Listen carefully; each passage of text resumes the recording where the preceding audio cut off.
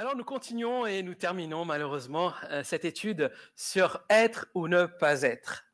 Le but de cette étude, c'était de pouvoir aussi se focaliser sur Galates 5, versets 16 à 23, qui nous parle du fruit de l'esprit. Ce qui est important de saisir par rapport à tout ce fruit de l'esprit, c'est la dimension dans laquelle Dieu veut nous faire entrer. Vous savez, lorsqu'on parle de Dieu, la première chose qu'on a en tête, c'est religion. Et quand on parle de religion, on a souvent en tête aussi des obligations, des devoirs, des règles, des interdits, des choses qui sont là et qui souvent nous empêchent d'aller plus loin, de nous approcher de Dieu parce qu'on se dit « on ne va pas y arriver ». Mais est-ce que c'est ce que Dieu veut nous faire vivre? Est-ce que Dieu veut nous faire vivre une religion ou une relation? C'est tout aussi cette substance aussi que nous devons saisir par rapport au fruit de l'esprit, c'est que Dieu veut que nous soyons. Dieu veut que nous soyons des êtres et non pas des paraîtres. Il veut que nous vivions notre foi, non pas que nous subissons notre foi. Et c'est tout ce que nous devons comprendre dans toute cette série de messages que nous avons commencé depuis plusieurs semaines. Et nous en sommes au 4e chapitre. Et chaque chapitre, je les ai intitulés « Il est, donc je suis ». Parce que quand on parle du fruit de l'esprit, c'est d'abord chez Dieu, et Dieu désire nous le transmettre. Il désire que nous soyons participants de sa nature divine. Et dans toute sa nature divine, il y a tout le fruit de l'esprit.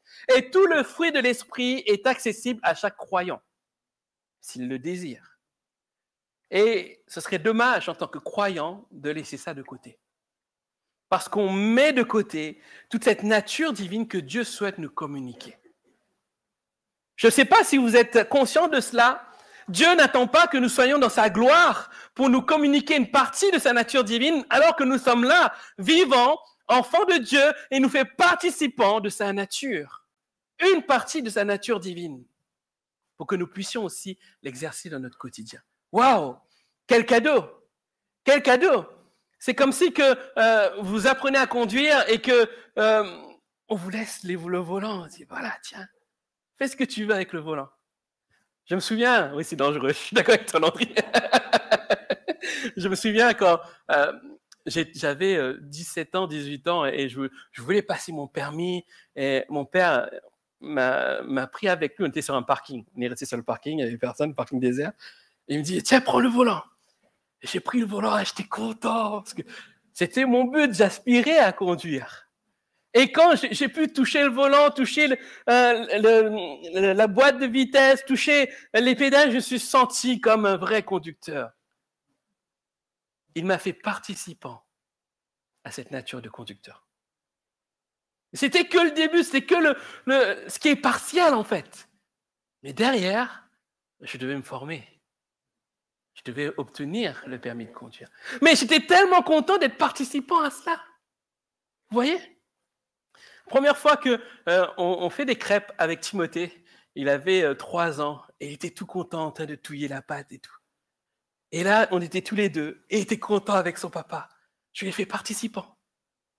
Participant au fait de faire de la pâte à crêpes. Il était content, heureux, parce que c'est la première fois qu'il prenait une spatule, un fouet pour pouvoir tourner la pâte. Je l'ai fait participant à cette partie-là. De la même manière, non pas le pâte à crêpes, Dieu ne fait pas participant de pâte à crêpes, Dieu veut nous faire participants de cette nature. Alors que faisons-nous? Est-ce que nous l'acceptons ou nous le refusons? Waouh, quel cadeau que Dieu nous donne, quelle possibilité, quel bon nom, quelle grande chose que Dieu nous permet d'accéder, nous permet de vivre.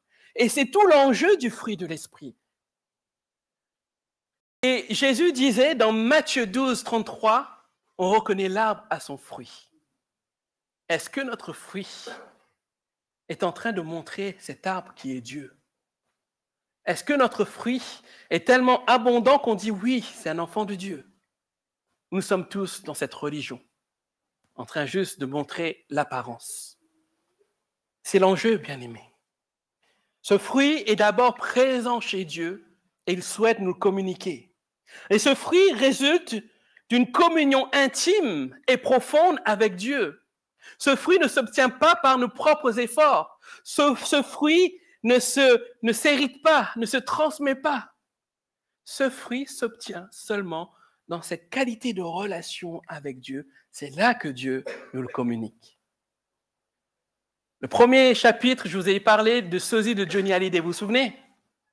On va changer un peu. Je ne vais pas parler de Jules, je ne vais pas parler de Maître Gims. Bon, prenons un chanteur célèbre, votre chanteur célèbre. Et le chanteur célèbre, le fan du chanteur célèbre va tout faire pour entrer dans la sphère de ce chanteur. Il va apprendre tous les chants par cœur. Des fois, il va apprendre les danses, la posture. Et pour le cas d'un fan de Johnny, il va se raser comme Johnny. Il va parler comme Johnny. Moi, je ne sais pas imiter Johnny, je suis désolé. Il va parler comme Johnny, il va chanter, allumer le feu tout le temps, et il aura chez lui toute la panoplie de Johnny. Parce qu'il est dans une sphère de Johnny. Et petit à petit, il ressemble à Johnny.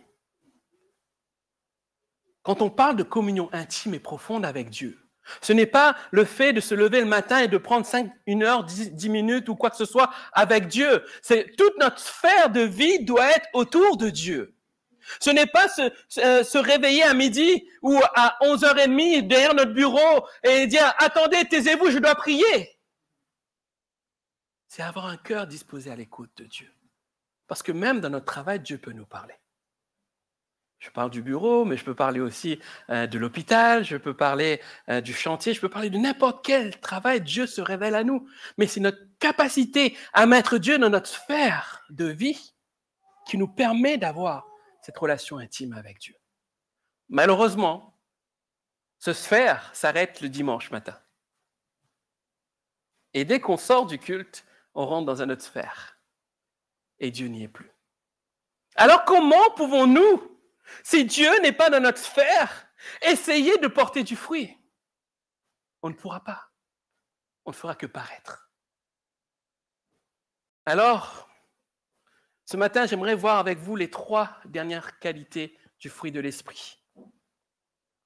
La fidélité, la douceur et la maîtrise de soi. Quand on parle de fidélité, on parle de la loyauté, de la fiabilité. Et la fidélité est le fondement sur lequel repose la société, notre société, sur différentes sphères. Lorsqu'il y a des transactions commerciales, il y a un genre de fidélité, une loyauté. Lorsqu'on parle de traités internationaux, lorsqu'on parle de relations conjugales, un mari et une femme ont aussi une fidélité, un genre de loyauté, de fiabilité l'un envers l'autre. Mais ce qu'on remarque, que cette fidélité qui est humaine, qui est charnelle, n'est pas éternelle.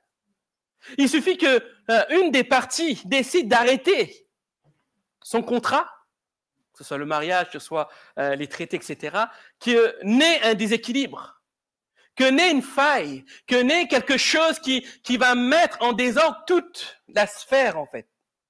Parce que l'absence de fidélité et de loyauté amène le désordre. Et la fidélité basée sur les capacités humaines est faillible. Pourquoi? Parce que l'homme est faillible.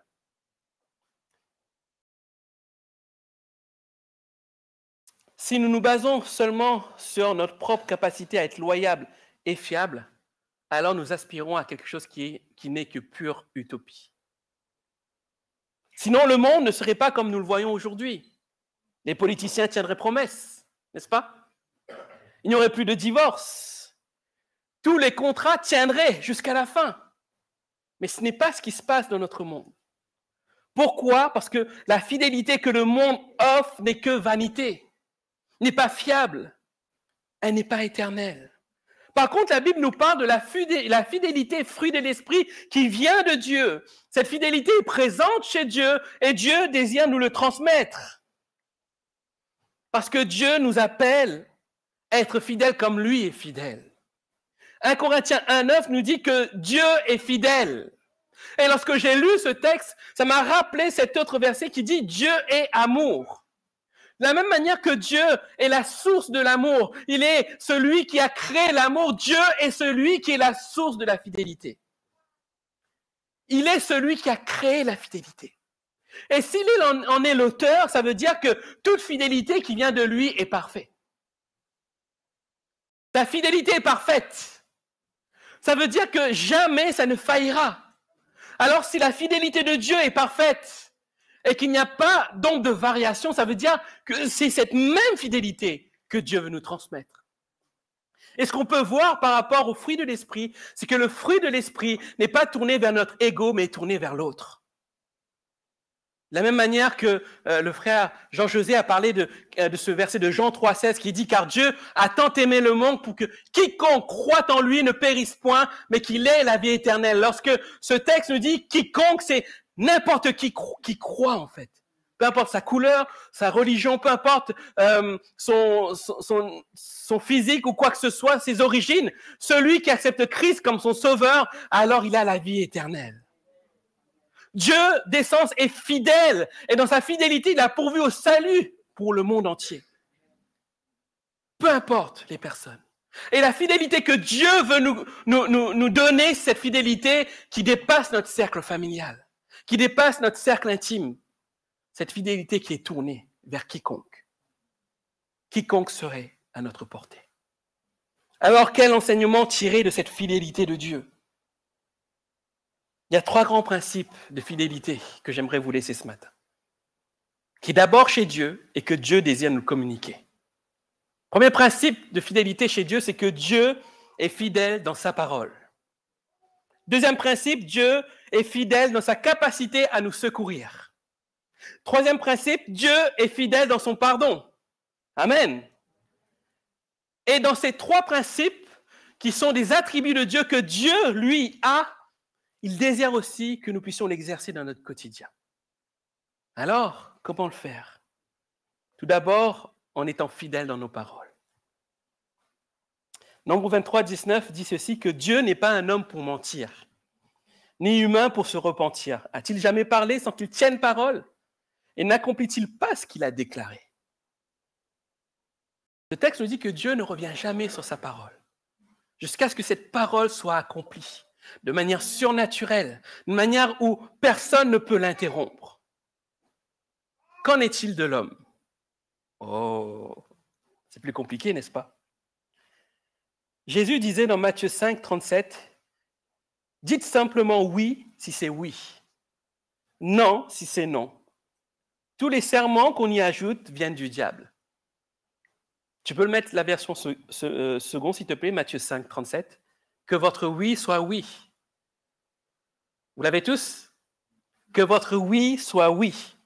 Tout ce qu'on y ajoute vient du diable. À ce moment précis, Jésus s'adresse à la foule qui est réunie sur la montagne, c'est le sermon sur la montagne, et Jésus est en train de donner plusieurs enseignements. Et là, il met en garde la foule sur sa capacité à tenir ses paroles. Parce que Jésus sait que pour l'être humain, parler, c'est facile. Mais tenir ses engagements, c'est difficile.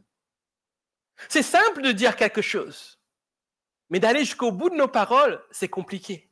Pourquoi? Parce que l'être humain a tendance à rajouter. Et lorsque Jésus dit comme ça, ne rajoutez rien à votre oui, ne rajoutez rien à votre non, il est en train de dire comme ça, il faut que nous soyons sages dans ce que nous disons, dans ce que nous faisons. Il nous appelle à de la sagesse, à de l'intelligence avant d'aller plus loin. Jésus est en train de nous dire comme ça, attention, avant que tu dises oui, vérifie que tu peux aller jusqu'au bout. Vérifie que ce que tu vas dire aura un impact positif sur la vie de la personne. C'est pas si simple, n'est-ce pas? On a tendance toujours à dire oui. Le meilleur exemple plutôt, c'est quand on dit ça va aujourd'hui? Oui, ça va. Alors peut-être ça va pas très bien, n'est-ce pas? On dit oui facilement. Ou sinon, quand on dit tu veux de l'aide? Oui ou non? Est-ce que je peux t'aider? Tu veux bien m'aider? Oui. On dit oui. Mais après, on se dit, ah mince, tu sais, je t'avais dit oui, mais tu sais, mon planning, tu sais, voilà, ma vie, les enfants, le travail, tu sais ce que c'est? Et on s'engage comme ça. On s'engage, on ne mesure pas nos paroles. Pierre va reprendre les paroles du psalmiste et va dire ceci, car celui qui souhaite aimer la vie et voir des jours heureux, qu'il veille sur sa langue pour ne faire aucun mal et pour qu'aucun propos menteur ne passe sur ses lèvres. Waouh! Qu'il veille sur sa langue pour que ne faire aucun mal et pour qu'aucun propos menteur ne passe sur ses lèvres. Ce que dit Pierre va en relation avec ce que dit Jésus. Il ne faut pas que par nos paroles, nous puissions faire du mal. Il ne faut pas que par nos paroles, nous puissions mentir aux personnes qui sont à côté de nous. Parce que derrière, la personne peut souffrir à cause de notre manque de sagesse et d'intelligence. Alors, comment être fidèle dans ses paroles? C'est le fruit aussi de cette communion avec Dieu qui impactera nos vies. Parce que nous ne serons jamais comme Dieu. Dieu, lui, il n'a pas besoin de réfléchir avant de parler. Mais nous, oui. Même si Dieu nous fait participants de sa nature divine, nous ne serons pas 100% Dieu.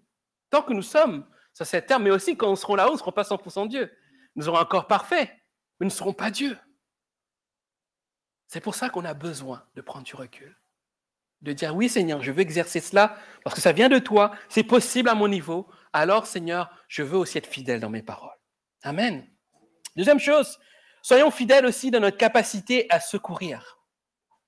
Il y a ce texte connu, 1 Corinthiens 10:13, qui dit que les tentations qui vous ont assaillis sont communes à tous les hommes. D'ailleurs, Dieu est fidèle. Il ne permettra pas que vous soyez tentés au-delà de vos forces. Au moment de la tentation ou de l'épreuve, il préparera aussi le moyen d'en sortir afin que vous puissiez y résister.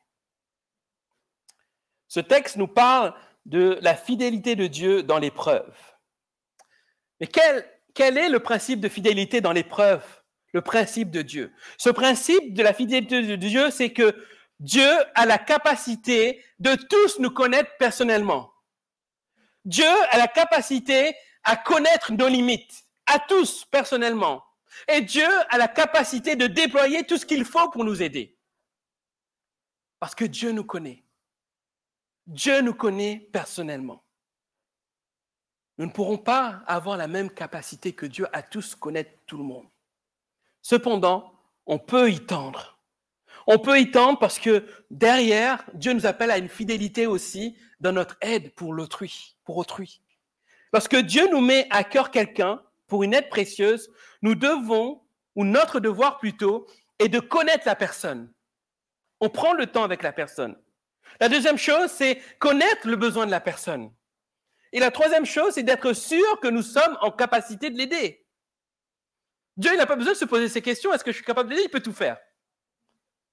Mais nous, si nous voulons être fidèles dans notre capacité à aider quelqu'un, nous devons nous arrêter à ces trois aspects. Est-ce que je connais bien la personne? Est-ce que je connais son besoin ou ses besoins? Est-ce que je suis capable de l'aider?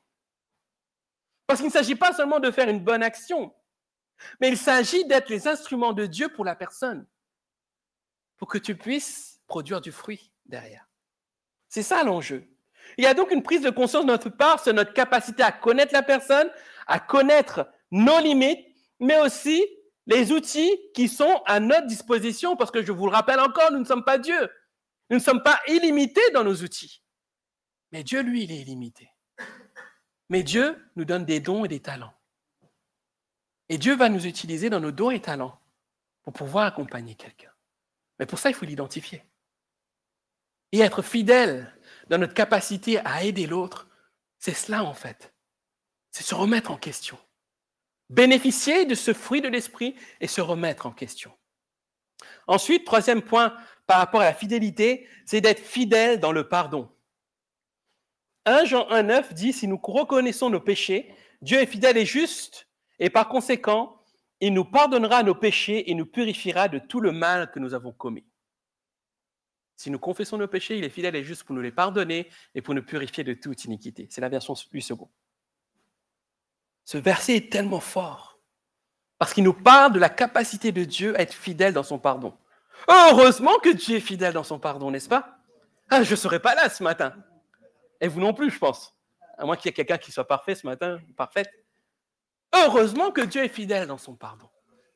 Mais est-ce que nous sommes fidèles de notre pardon vis-à-vis de l'autre? Ah, là, ça commence à coincer. Un jour, Pierre s'approche de Jésus, Matthieu 18, verset 21 à 22, et dit, « Seigneur, si mon frère se rend coupable à mon égard, combien de fois devrais-je lui pardonner? Irai-je jusqu'à 7 fois? » Et Jésus va pousser plus loin et dit, « Non, je ne te dis pas d'aller jusqu'à 7 fois, mais jusqu'à 77 fois 7 fois. » Et là, quelqu'un sort sa calculette, combien ça fait? 77 fois 7 fois. Jésus n'est pas en train de mettre une limite à la manière, au nombre de fois que nous devons parler à quelqu'un. Mais Jésus est en train de dire, si tu es capable de savoir combien fait 77 fois 7 fois, alors tu es capable aussi de pardonner à celui qui t'a offensé.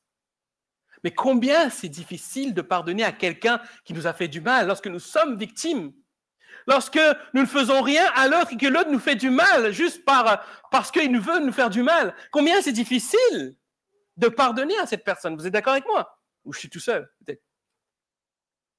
Mais le fruit de l'esprit, cette fidélité à pardonner ce qui vient de Dieu, si ça vient de Dieu, Dieu nous rend capables. Parce que ce n'est pas naturel, c'est surnaturel.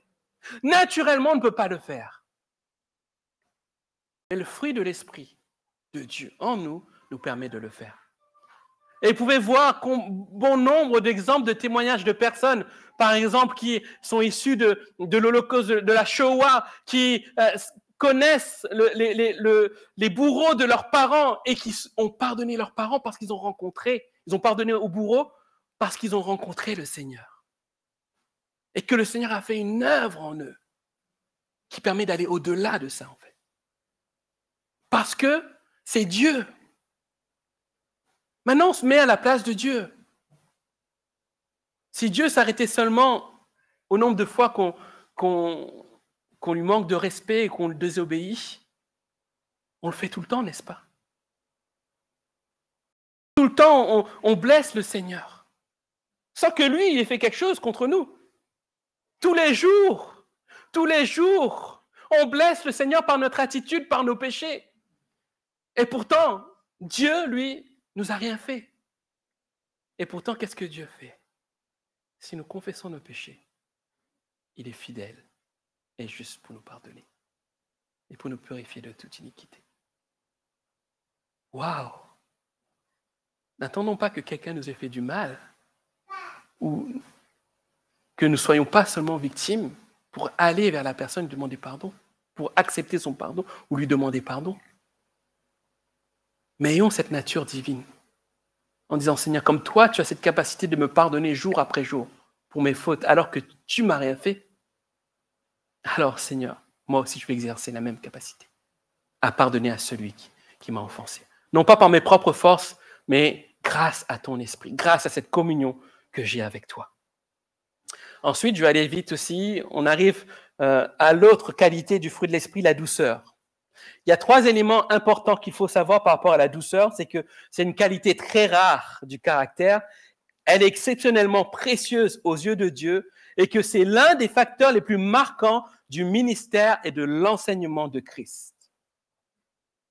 Malheureusement, la douceur est souvent confondue avec la faiblesse. Mais pourtant, la différence réelle entre la douceur et la faiblesse est énorme. Parce que la douceur nous fait gagner du terrain, nous fait remporter des victoires. Tandis que la faiblesse nous humilie et nous empêche d'avancer.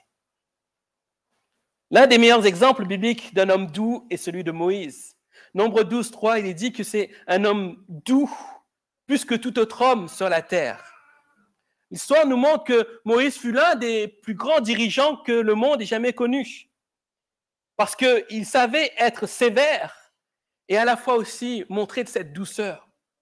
Quand il montrait cette douceur, on en voit l'exemple dans Nombre 12, quand il fut face aux reproches d'Aaron et de Myriam, il ne broncha pas.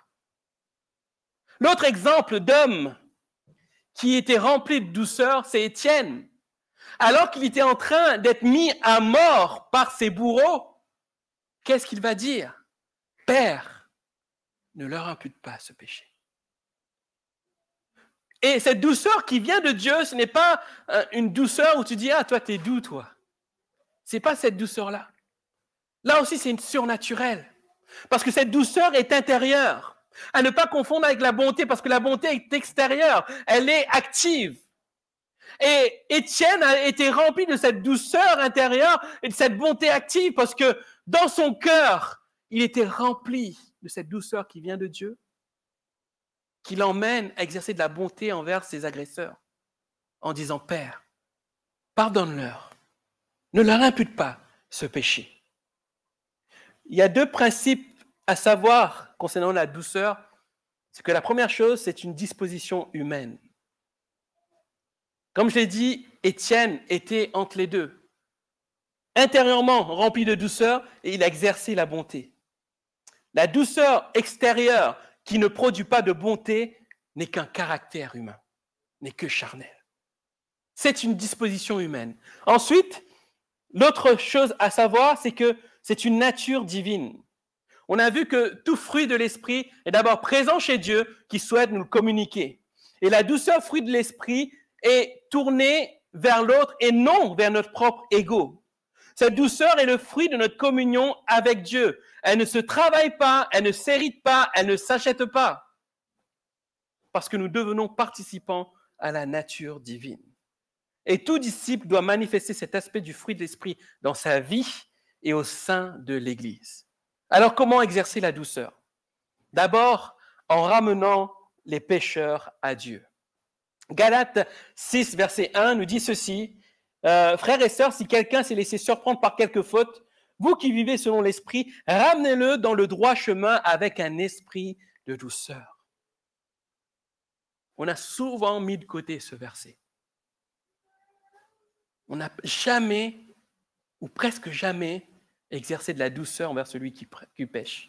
Au contraire, on va le juger, on va le stigmatiser, on va le catégoriser, là j'y arrive. On va le catégoriser, on va le mettre de côté. Et pourtant, ce n'est pas ce que Dieu fait. La Bible dit que Dieu oublie notre péché. Lorsque nous venons vers lui, lorsque nous demandons pardon, il oublie notre péché. Mais nous, en tant que chrétiens, disciples de Christ, des fois, on n'oublie pas le péché. Et celui qui est adultère, il va être adultère toute sa vie, alors que Dieu l'a pardonné et restauré. Exercer de la douceur, c'est en ramenant les pécheurs à Dieu. C'est la même manière aussi par rapport à un pécheur qui refuse d'écouter. Vous connaissez ces versets de Matthieu 18, 15 à 17 qui dit que si un frère a péché et que tu n'arrives pas à le convaincre et que tu mettes des témoins, etc., si tout ça ne conclut pas à une remise en question de la personne, s'il refuse d'écouter, dis-le à l'Église. Et s'il refuse d'écouter l'Église, considère-le comme un païen ou un collecteur d'impôts. Connaissez ce verset-là? On a souvent utilisé ça pour dire, tu as péché, tu ne veux pas changer, pars. On t'exclut. Tu ne fais plus partie de cette famille. C'est pas ce qu'on a fait. Je n'ai pas dit l'Église la porte, hein, mais en général, c'est ce qu'on a fait. Mais que faisait Jésus à l'égard des païens et des collecteurs d'impôts? Est-ce qu'il leur disait, arrière de moi, Satan, je ne veux pas vous parler, vous m'insupportez, hors de ma présence? C'est ce que Jésus faisait dans son ministère terrestre. Il a acquis un collecteur d'impôts à sa cause. Les païens, il les considérait. Alors qui sommes-nous, bien-aimés, pour exclure quelqu'un, pour le rayer de la vie d'Église? Alors quand Jésus dit « considère-le comme un païen, un collecteur d'impôts », il est en train de dire comme ça « emmène l'amour de Dieu dans son cœur ». Fais-lui connaître à nouveau l'amour qui brûlait dans son cœur pour Dieu. Le travail que tu vas faire pour un païen, un collecteur d'impôts qui ne connaît pas Dieu, refais-le avec lui. Aide-le à aimer Dieu à nouveau pour que dans son cœur, il puisse considérer qu'il est pécheur et qu'il revienne à Dieu. Waouh!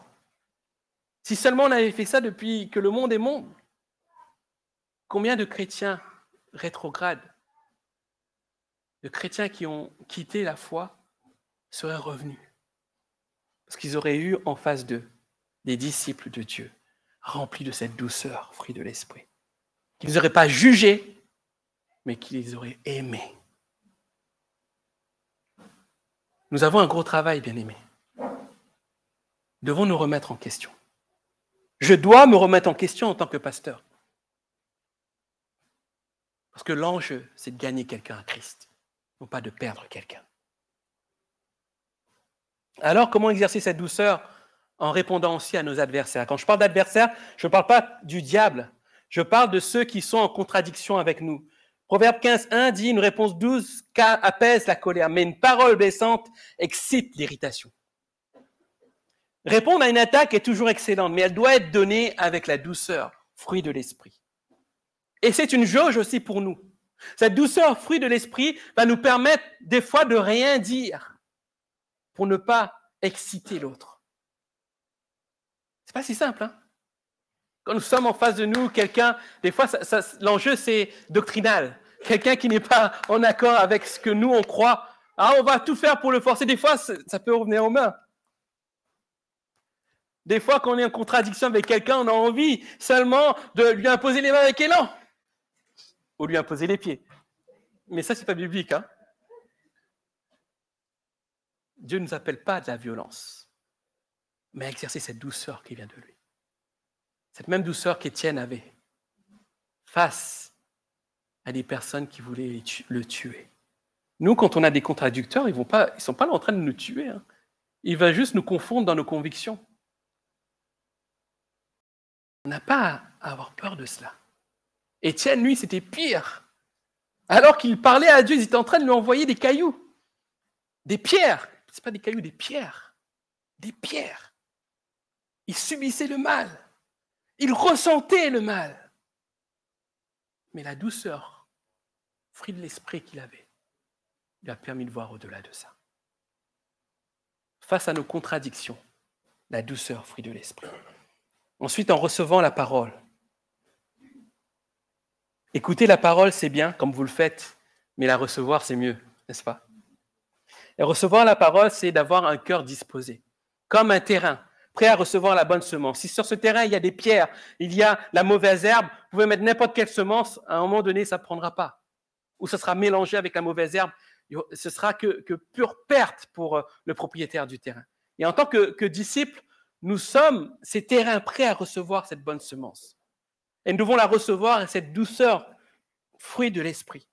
Pour que derrière, nous puissions mettre de côté l'orgueil, balayer et nettoyer tout ce qui nous empêche de vivre l'évangile de paix que Jésus veut nous donner. La douceur, fruit de l'esprit, s'exerce aussi en recevant la parole. Enfin, dernière qualité, la maîtrise de soi. La maîtrise de soi, c'est pas voir quelqu'un et dire « je vais le taper, mais je me maîtrise ». Seigneur, merci, Seigneur, tiens-moi, Seigneur, tiens-moi, Seigneur, sinon je vais le taper avec amour. Ce n'est pas cette maîtrise de soi. Il y en a qui se reconnaissent, c'est ça? C'est la victoire sur le péché. Quand la Bible parle de maîtrise de soi, c'est la victoire sur le péché et ses désirs. Et nous pouvons trouver aussi comme mot qui se rapprochant la tempérance. Mais la tempérance est souvent mise avec un autre mot qu'on connaît, modération. Et modération, on l'emploie souvent pour l'alcool. Et quand on parle de maîtrise de soi, on arrive à tempérance et à modération, on perd toute la substance plutôt de ce terme maîtrise de soi. Mais exercer la maîtrise de soi est une grande et importante vertu chrétienne et c'est un signe de croissance dans la grâce. Comme les autres qualités du fruit de l'esprit, la maîtrise de soi ne s'acquiert pas par nos propres forces ni par l'aide d'une tierce personne. Vous pouvez chercher n'importe quel coach chrétien pour vous aider à avoir la maîtrise de soi sur vos péchés, ça ne réussira pas si ça ne vient pas de Dieu. La maîtrise de soi, fruit de l'esprit, vient de Dieu et le fruit de notre communion avec Dieu. Et Paul en parle dans ce magnifique passage d'1 Corinthiens 9, 24 à 27, où il prend l'exemple d'athlètes qui traitent durement leur corps. Et Paul va dire, je traite durement mon corps, je le maîtrise sévèrement, de peur qu'après avoir proclamé l'évangile aux autres, je ne me retrouve moi-même disqualifié. Qu'est-ce qu'il veut dire par là? Oui, il y a cette maîtrise de soi qui vient de Dieu, que c'est le fruit de l'esprit, mais derrière, il avait aussi besoin de traiter durement son corps. Mais qu'est-ce que traiter durement son corps? Traiter durement son corps, c'est ne pas se laisser corrompre par le péché ou par des choses qui nous emmèneraient à pécher. C'est ça, traiter durement son corps. Par exemple, si nous avons une tendance, si nous sommes faibles à l'égard de la pornographie, alors je traite durement mon corps en excluant tout ce qui pourrait m'y amener. Si j'ai une faiblesse à l'égard de l'alcool, je traite durement mon corps en refusant toute activité liée. Si j'ai un problème avec l'alcool, je ne vais pas passer toute ma journée dans un bar en disant je vais essayer de parler de Dieu. Ça ne fonctionnera pas. Je prends l'exemple de l'alcool, je prends n'importe quel péché, il n'y a pas de petit ou de grand péché. Traiter durement notre corps, c'est reconnaître que même si nous avons cette possibilité d'être participants à la nature divine, nous ne sommes pas Dieu et que nous pouvons succomber, nous pouvons pécher. Et parce que nous pouvons pécher, nous devons traiter durement notre corps en excluant tout ce qui pourrait nous empêcher, nous emmener plutôt dans le péché. C'est ça la maîtrise de soi. Et c'est un choix, c'est une décision personnelle et non pas une décision commune. On ne prendra pas cette décision pour vous, mais c'est une décision personnelle. Parce que chaque vie est différente, chaque enjeu est différent. Chaque péché est différent, a un impact différent chez l'autre. Et c'est un choix personnel. C'est se dire, je traite durement mon corps. Souvent, lors de mes entretiens, lorsque je fais face à des personnes qui luttent avec la pornographie, vous savez ce que je leur dis? Je leur dis, il faut que tu évites d'être devant un PC, d'avoir une connexion à Internet. Et si tu es devant, fais comme Joseph. Vous savez ce que Joseph a fait devant la femme de Potiphar? Il a laissé son t-shirt et il est parti en courant. Moi, je dis, s'il fait froid, n'enlève pas ton t-shirt. L'image est là, en fait, en se disant, si tu sais que tu vas succomber, lève-toi de ta place, sors, va te promener, va voir quelqu'un, fais autre chose. C'est ça, faire comme Joseph, c'est fuir. C'est fuir. C'est pas une fuite dans la faiblesse, mais c'est se dire, je traite durement mon corps. Et la pornographie, c'est comme un monstre. Plus on va le nourrir, plus il va prendre de l'ampleur. Et moins on va le nourrir, plus il va disparaître, en fait. Et là, je prends l'exemple de la pornographie. Mais c'est des choses, des principes que nous devons faire et mettre en place qui vont nous coûter. Qui vont nous coûter. C'est pour ça qu'il parle, je traite durement mon corps. Mais ça nous emmène à vraiment exercer la maîtrise de soi, fruit de l'esprit, pleinement dans notre vie. Ça ne nous exempte pas de péché, parce que nous ne sommes pas Dieu, nous sommes encore sur cette terre. Mais au moins, nous aurons cette sensation de ne pas être esclaves du péché. Parce que j'aimerais vous rappeler que Christ, à la croix, nous a libérés de l'esclavage du péché. Tout ce que nous faisons, c'est que mensonge du mal. Alors, à nous d'exercer la maîtrise de soi, fruit de l'esprit. L'ennemi aime entrer par cette porte du péché afin de nous détruire.